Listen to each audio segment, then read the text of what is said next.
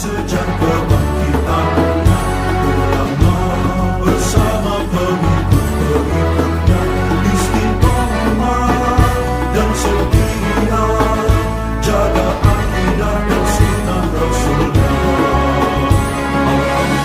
Alhamdulillah segala puji baginya, ulama bersama pengikut-pengikutnya istiqomah dan setia menjaga agama manusia dan bangsa.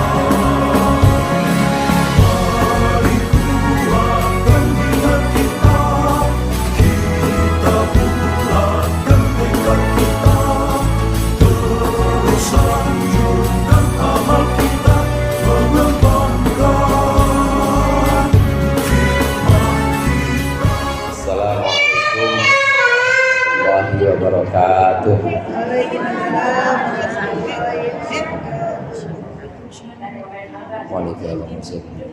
Al-Fatihah. Bismillahirrahmanirrahim. Alhamdulillahirabbil alamin, arrahmanir rahim, maliki yaumiddin. Iyyaka na'budu wa iyyaka nasta'in. Shiratal mustaqim. Shiratal ladzina an'amta 'alaihim ghairil maghdubi 'alaihim waladdallin. Amin. Bismillahirrahmanirrahim.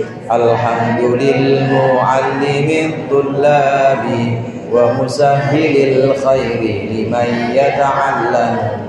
Tsumma assalatu wassalamu 'alan nabi wa alihi wa sahbihi jayudamu. Ya Rabbana kaffir 'anna dhunubana wa walidina wa liman huwa muslimu. Nad'uka Allahumma ilman nafi'a min yawmina ilal hisabi yaqumu. Amin amin amin wa ya fattahu. Amin amin amin wa ya alimu. Alhamdulillah, alhamdulillahilladzi ahya bi dzikrihi quluba ibadihi al-arifin wa amata an bawatinihim hujubal khafa'i faqamu li irsyadil ibadi ila ulumiddin. Allahumma salli wa sallim ala sayyidina Muhammadin wa ala alihi wa ashabihi as-sadatil akramin, amma ba'd. Fa inna ahsanal hadithi kitabullah wa khairul hadi hadi Muhammadin Rasulillah sallallahu alaihi wasallam wa syarrul umuri muhdatsatuha wa kullu muhdatsatin bid'ah wa kullu bid'atin dhalalah wa kullu dhalalatin finnar. Segenap jamaah Majlis Ta'lim, kaum ibu Masjid Al-Abrar yang berbahagia, para ustazah, para ibu hajjah, para pengurus dan seluruh hadirat yang dimuliakan oleh Allah. Alhamdulillah pada sore hari ini kita berkumpul kembali untuk melanjutkan pengajian rutin kita. Mudah-mudahan apa yang sudah kita baca dan apa yang akan kita baca menjadi ilmu yang bermanfaat di dunia wal akhirah. Amin ya rabbal alamin. Salat itu sudah merupakan amaliyah atau amal perbuatan kita sehari-hari. Betul nggak Bu? Saya tahu ibu orang yang demen banget sholat. Amin. Orang yang hobinya sholat. Jadi kalau ada puyeng-puyeng dikit ya larinya ke sholat. Amin. Kalau ada urusan apa-apa rasanya pengen melepaskan semua, menumpahkan semua keluh kesah supaya tenang hati, semuanya ngambil air wudhu dan pada sholat. Begitu semua kan ya? Bu, yang mana yang begitu? Insya Allah salat itu merupakan satu perbuatan dan ciri khas kita sebagai orang-orang mukmin. Salat yang kita lakukan, kita tahu ada syarat dan rukunnya, juga ada sunnah-sunnahnya. Sunnah itu lawannya makruh. Makruh-makruhnya salat sudah kita bahas kemarin. Di antaranya yang makruh dilakukan ketika kita salat adalah kita bersandar atau kita menggunakan satu kaki, jelas makruh, itu nggak boleh. Kemudian juga kita asik dengan diri kita sendiri, itu juga boleh, tidak boleh, makruh hukumnya. Termasuk kemakruhan dalam sholat menahan baju atau menahan rambut seperti yang pernah kita bahas. Jadi bagaimana ya, pakai pakaian yang memang pas buat kita. Pakai mukena yang pas, jangan kedodoran. Kalau mukenanya nggak pas, repot. Begitu mau ruku, kudu benahin dulu itu dagunya. Kelonggaran. Atau yang laki-laki ini biasanya pakai baju ngepres, pakai kaosnya kaos ngepres. Begitu dia ruku kelihatan tuh, kelihatan celengannya, kopet. Kalau kata orang Kemayoran, kopet kelihatan. Kenapa? Kebangetan ngepres. Ini ditahan bagaimana? Makruh hukumnya nahan baju yang seperti ini. Kalau sampai kelihatan malah batal karena kelihatan auratnya. Ini makruh-makruh yang ada dalam sholat. Nah, pada pembahasan berikut ini adalah pembahasan masih tentang kemakruhan. Ada pembahasan-pembahasan yang dibawakan oleh pengarang di sini yang sampai hukumnya bahkan sampai kepada haram, bukan hanya makruh tapi hukumnya haram. Ada di halaman 156. Ibu-ibu sudah ketemu belum, Bu? 156 sama-sama kita baca. Bismillahirrahmanirrahim. Faidatun. Yahrumul iltifatu fis sholati ala ma qalahul mutawalli wal hulaimiyyu wa raf'ul basari an maudhi'i sujudihi ala ma qalahul adra'iyyu. Ini adalah sebuah faidah, sebuah pengertian, sebuah kegunaan yang perlu kita perhatikan. Yahrumu al-iltifatu, haram hukumnya apa al-iltifatu? Menengok kepalanya, tengok kanan, tengok kiri, fis sholati, dalam sholat. Haram hukumnya ala ma qalahul mutawalliyu wal hulaimiyyu, sebagaimana yang dikatakan oleh Imam Mutawalli dan Imam Hulaimi. Waraful basori, dan haram hukumnya mengangkat pandangan mata an maudhi'i sujudihi, dari tempat sujudnya orang yang sholat, ala ma qalahul adra'iyyu, atas pendapat yang disampaikan oleh Imam Adra'i. Ibu-ibu jamaah rahimakumullah, bukan hanya makruh di sini, hukumnya haram. Hukumnya haram dalam sholat kita tengok-tengok. Ini sesuai dengan pendapat yang disampaikan oleh Imam Mutawalli dan Imam Hulaimi. Orang sholat itu harusnya pandangannya ke tempat sujud, jangan tengok-tengok, tengok kanan, tengok kiri, mau nyebrang apa? Pakai tengok-tengok segala. Pandangannya harus khusyuk, pandangannya harus ke tempat sujud. Bagaimana kalau tengok-tengok? Hukumnya haram. Hukumnya haram menurut Imam Hulaimi dan Imam Mutawalli di sini. Pengarang musannif Syekh Zainuddin bin Abdul Aziz Al-Malibari, pengarang kitab Irsyadul Ibad, ini menyampaikan pendapat ini supaya kita hati-hati. Karena hukumnya haram, supaya kita benar-benar jangan tengok kanan, tengok kiri ketika kita sholat. Udah pandangan mata kita ke tempat sujud saja. Walaupun memang ada pendapat lain. Imam Nawawi ini menyebutkan nengok-nengok dalam sholat ini hukumnya hanya makruh. Ada pendapat yang lain memang. Namun di sini baiknya musannif pengarang mengatakan bahwa ini hukumnya haram supaya kita lebih hati-hati dan lebih menjaga sholat kita. Kalau kita tengok-tengok, dijamin sholatnya nggak khusyuk. Ya gimana mau khusyuk? Orang dia nengok kanan ada kaligrafi, nengok kiri ada orang pakai baju partai. Nanti dia pikirannya kemana-mana. Itu ngapa nomor 7 ya? Saudara saya nomor 5 kemarin udah nitipin ke saya. Jadi pikirannya kemana-mana. Dijamin kalau tengok-tengok itu nggak bakal khusyuk. Di sini yang disampaikan oleh pengarang, kaul atau pendapat yang paling hati-hati, yaitu menyatakan bahwa tengok-tengok dalam sholat itu hukumnya haram. Walaupun ada Imam Nawawi mengatakan makruh saja. Kalau yang nengoknya muka, Bu, namanya nengok berpaling, nengok itu berpaling kalau muka saja. Tapi kalau yang berpaling dadanya batal Bu, Sampai muter ya. sampai muter. Ibu nengok kalau begini aja nggak batal. Tapi kalau sampai muter, siapa itu? Nggak puas. Dari mula ada ulang. Batal kalau dadanya sampai berpaling dari kiblat, udah nggak ke arah kiblat lagi, hukumnya batal. Ini nengok memang dengan kepala, tapi kalau keterusan, kalau nggak puas hanya dengan kepala sampai badannya ikut muter, dadanya udah nggak menghadap kiblat lagi, hukumnya batal. Karena sholat itu yang dianggap mustaqbilal kiblah, yang dianggap wajib menghadap kiblat itu ukurannya adalah dada. Ukurannya dada. Begitu dada sudah tidak menghadap kiblat, batal sholatnya. Kalau pala tengok-tengok nggak batal memang. Cuma tadi itu hukumnya ada yang haram, ada yang mengatakan makruh. Demikian juga mengangkat pandangan mata. Artinya pandangan mata itu tidak ke tempat sujud, tapi pandangan matanya itu ke langit, menatap langit. Ini juga hukumnya haram, walaupun ada yang mengatakan makruh.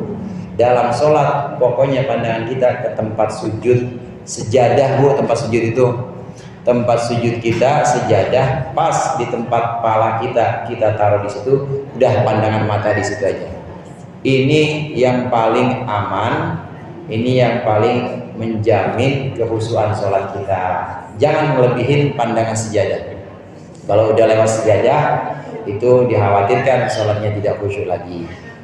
Pernah satu waktu Rasulullah SAW ini menengadahkan mukanya, menengadahkan wajah mulianya saat sholat ke arah langit. Nah, kemudian turun ayat yang menyebutkan bahwa sholat itu hanya untuk orang-orang yang khusyuk. Khusyuk yang dimaksud di sini tunduk yang dimaksud di sini awal mula dari ketundukan itu adalah tunduk badan kita dulu. Anggota badan kita harus biasakan dan kita paksakan tunduk, termasuk pandangan mata kita tundukkan ke tempat sujud. Kalau anggota badan sudah bisa kita tundukkan, udah terbiasa kita pandangan mata kita tundukkan, maka insya Allah hati kita, roh kita itu akan tunduk kepada perintah-perintah Allah. Amin. Diawali dengan anggota badan dulu.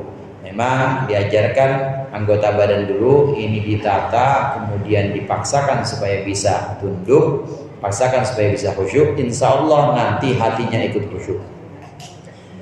Hukumnya mengangkat pandangan mata atau menengadahkan muka pandangan ke langit dalam sholat itu hukumnya haram atau ada yang mengatakan makruh. Bagaimana kalau di luar sholat? Di luar sholat diperbolehkan. Namanya ibu pengen melihat jemuran ya, jemurannya tinggi, diangkatin belum? Ya nggak apa-apa, lihat ke atas kalau udah sholat mah. Apalagi dalam sholat, apalagi dalam doa, maksud saya dalam doa dianjurkan menghadap ke langit. Kalau sholat kiblatnya mana Bu? Kiblatnya Ka'bah. Sholat kita kiblatnya yang mana?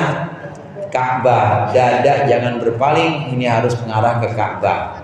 Pandangan mata ke tempat sujud, dada ke Ka'bah. Tetapi kalau doa kiblatnya bukan Ka'bah. Kalau doa kiblatnya adalah langit, maka Imam Ghazali diantaranya dan para ulama lain mengatakan ketika kita sholat yustahabbu, ketika kita doa yustahabbu, disunnahkan kita mengangkat muka kita dan melihat ke langit kalau lagi doa. Karena itulah yang dilakukan oleh Rasulullah saat kita berdoa, Rabbana hablana min azwajina wa dzurriyyatina qurrata a'yun. Kita menengadahkan mata kita, menengadahkan muka kita ke langit. Ini kalau lagi doa. Dalam sholat jangan. Dalam sholat pandangan mata kita ke tempat sujud saja. Qala Rasulullah sallallahu alaihi wasallam, bersabda Rasulullah sallallahu alaihi wasallam, man qama fis sholati faltafata raddallahu alaihi salatahu. Siapa orang yang berdiri melaksanakan sholat kemudian tengok-tengok kemudian dia menoleh, raddallahu alaihi salatahu, maka Allah menolak salatnya. Artinya salatnya ditolak, nggak diterima tuh salatnya. Kalau salatnya salat sunnah, qobliyah tengok kanan tengok kiri, ba'diyah toleh kanan toleh kiri, nggak sah salatnya, nggak diterima sama Allah. Tapi bagaimana kalau salat wajib? Salat wajib tetap sah dan dianggap salat wajib tetap sah dan dianggap sudah gugur kewajibannya. Artinya nggak perlu diulangi lagi. Tapi kagak ada pahalanya tuh, nggak ada pahalanya. Kenapa? Karena tadi itu, karena alasannya orang yang dalam salatnya ini tengok kata Rasulullah, raddallahu salatahu, Allah menolak salatnya. Artinya tidak ada pahalanya dalam salat wajib.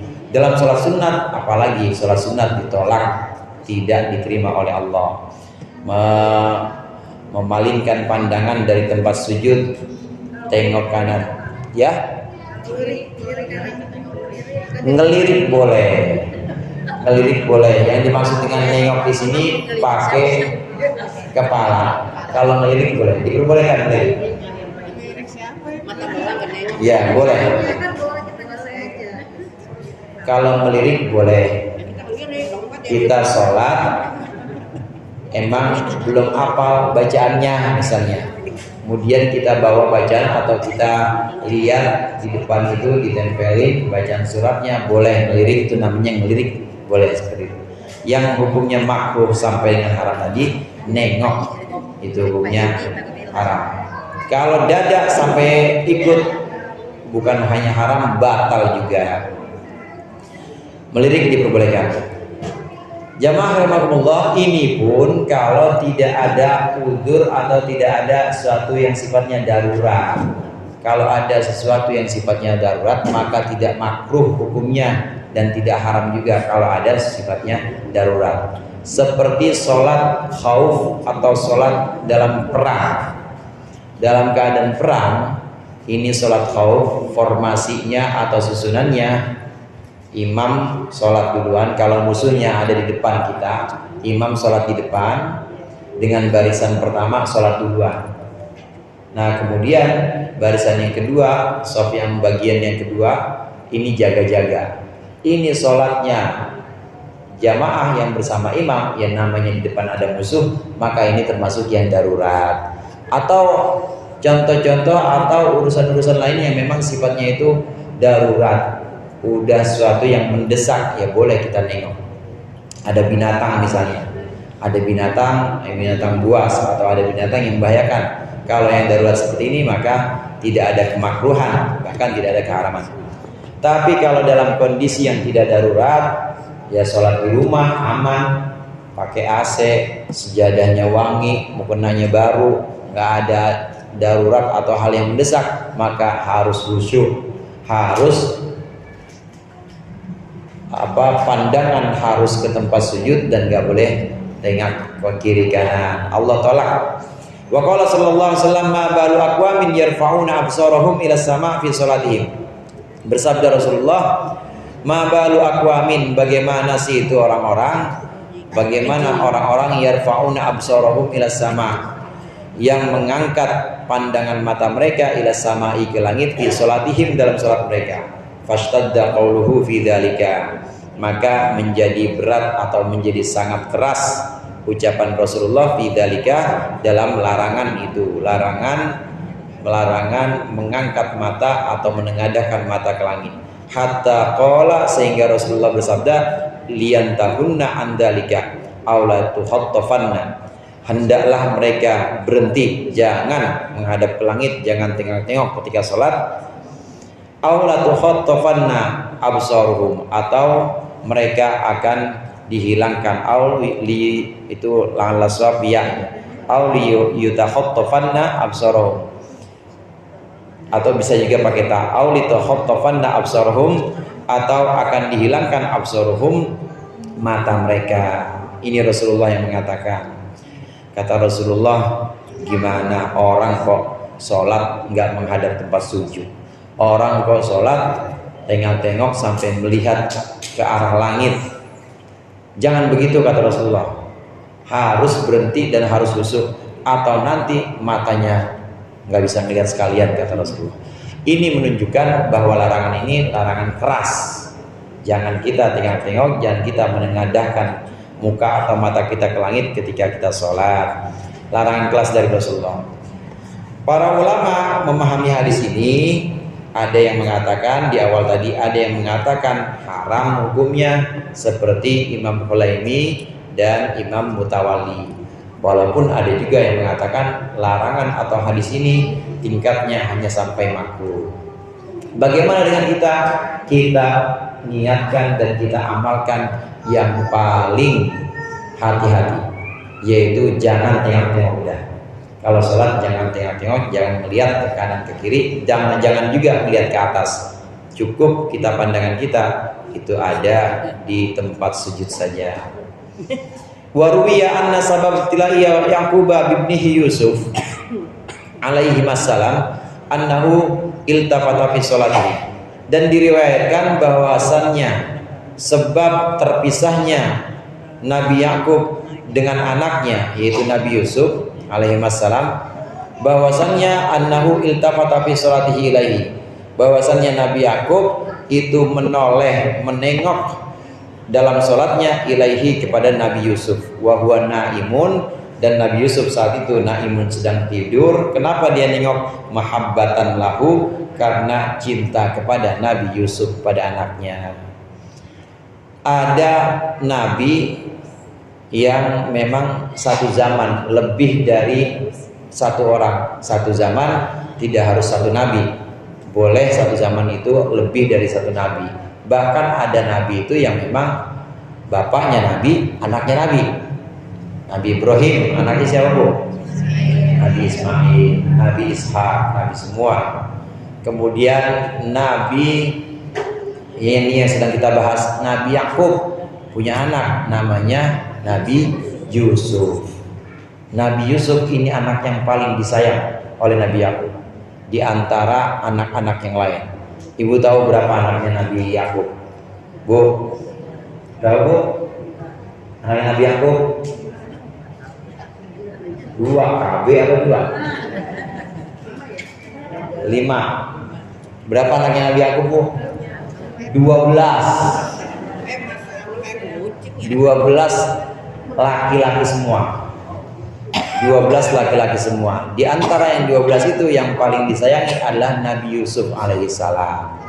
Anaknya nurut, ganteng kayak saya dah. Nurut semua anaknya. Ketika Nabi Yakub sholat, beliau melihat anaknya Nabi Yusuf lagi tidur, lagi sholat, kemudian melihat anaknya, nengok ke anaknya, dalam hatinya muncul rasa cinta, dalam hatinya ini muncul rasa senang. Ini anak nurut banget, mana ganteng, dalam hatinya. Dilihat itu, ditengok anaknya ketika dia sholat. Maka lantaran ini Nabi Yakub kemudian dihukum oleh Allah. Apa hukumannya? Dipisahkan oleh Nabi Yusuf yang paling dicintai. Dipisahkan oleh Nabi Yusuf selama 40 tahun. Sebagaimana kita tahu kisahnya dalam Al-Quran. Ini sebab dari dipisahkannya Nabi Yakub dengan anak kesayangannya yaitu Nabi Yusuf. Memang ada riwayat lain yang mengatakan kenapa Nabi Yakub dipisahkan oleh Allah dengan anaknya Nabi Yusuf alaihissalam yang paling dia sukai. Ada yang mengatakan riwayatnya tadi karena sholat, gara-gara sholat, dalam sholat Nabi Yakub itu nengok ke arah anaknya, ke arah Nabi Yusuf yang sedang tidur. Riwayat lain mengatakan pernah Nabi Yakub itu pernah Nabi Yakub motong korban, motong di depan anaknya. Maka itu bagaimana perasaan dari induk hewan korban ini melihat terpisah dengan anaknya. Sedih gak bu kira-kira? Dipisahin sama anaknya. Sedih. Maka kemudian Allah pisahkan Nabi Yakub dengan Yusuf anaknya yang paling dicintai.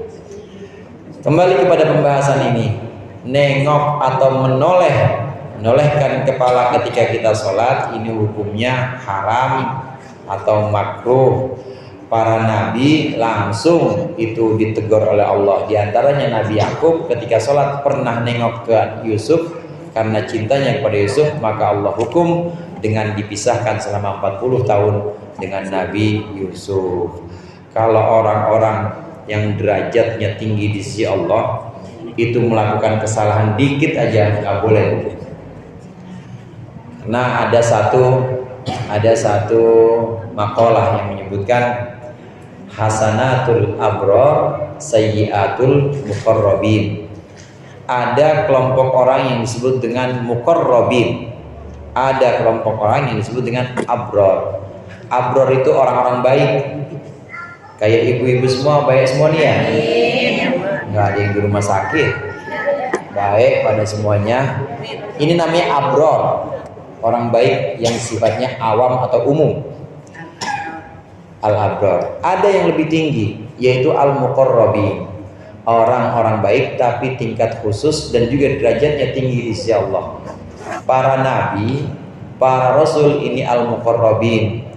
Untuk orang baik, abrar yang umum itu mungkin nengok dalam sholat ya biasa aja, makruh atau haram. Ya nggak diterima ininya sholatnya pahalanya nggak ada, biasa aja, nggak ada hukuman. Tapi untuk muqarrabin, untuk para nabi, untuk para rasul dalam sholat tidak khusyuk, ini sebuah celah atau sebuah cacat. Yang untuk orang umum biasa-biasa aja, tapi untuk para nabi ini merupakan kesalahan luar biasa.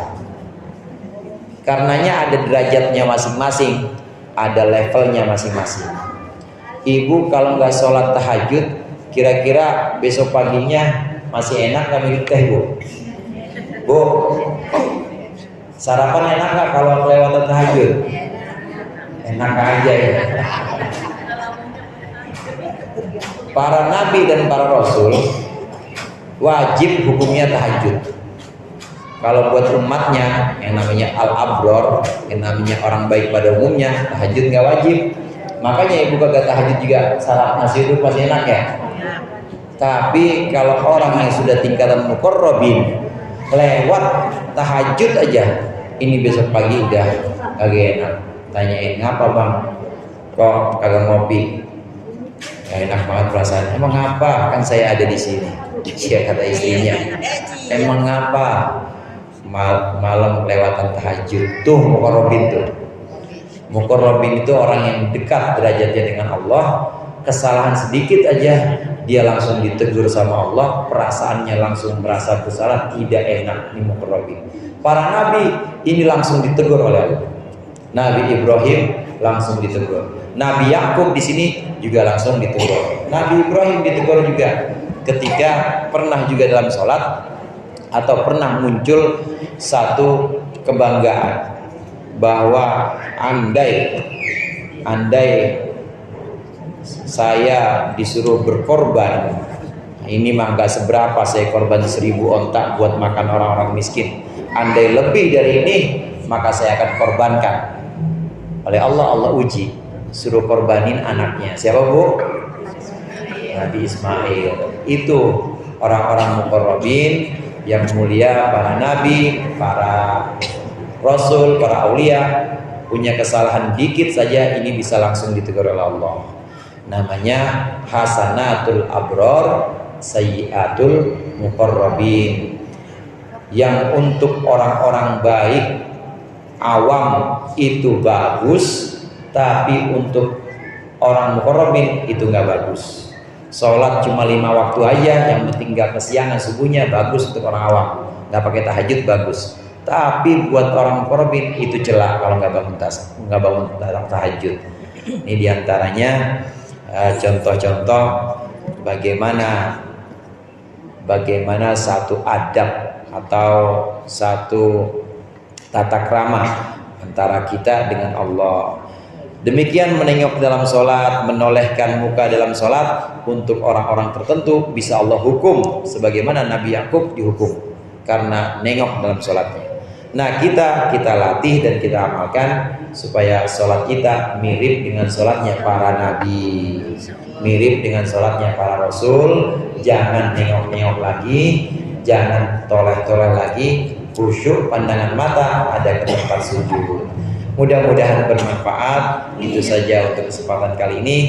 Lebih kurangnya saya mohon maaf. Wallahul muwaffiq ila aqwamit thoriq. Assalamualaikum warahmatullahi wabarakatuh.